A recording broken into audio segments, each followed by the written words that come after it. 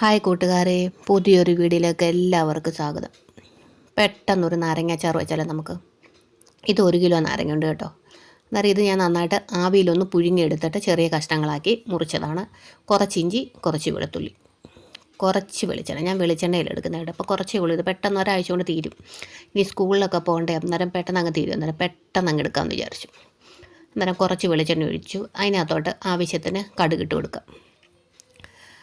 അത് നന്നായിട്ടൊന്ന് പൊട്ടി വരുമ്പോഴത്തേക്ക് നമുക്ക് ഇഞ്ചിയും വെളുത്തുള്ളി, ഇഞ്ചി കുറച്ചും വെളുത്തുള്ളി ഏറെ ഇട്ടാൽ നല്ലതാണ്. ഇഞ്ചിയുടെ ഒരു വല്ലാത്തൊരു ടേസ്റ്റ് വരും.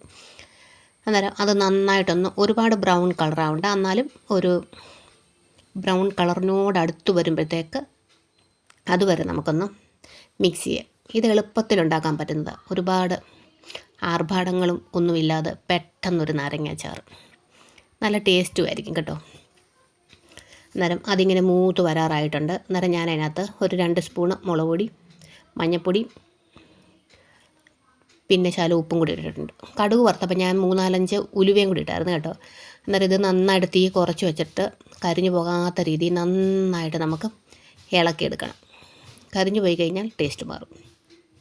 അപ്പോൾ നന്നായിട്ട് മൂത്ത് വന്നിട്ടുണ്ട്. അപ്പം നമുക്ക് ആ നാരങ്ങയും കൂടെ അതിനകത്ത് ഇട്ട് കൊടുത്തിട്ട് ഒന്ന് മിക്സ് ചെയ്യുക. നന്നായിട്ടൊന്ന് മിക്സ് ചെയ്ത് കൊടുക്കുക. അന്നേരം ഉപ്പ് വേണമെന്നുണ്ടെങ്കിൽ നമുക്ക് ഉപ്പ് ചേർക്കാൻ ആവശ്യത്തിന് ഉപ്പ് ചേർത്തു. പിന്നെ നമുക്ക് അതിനകത്തോട്ട് ആവശ്യത്തിന് കായം ഇട്ട് കൊടുത്തിട്ടുണ്ട്. കായപ്പൊടിയാണ്.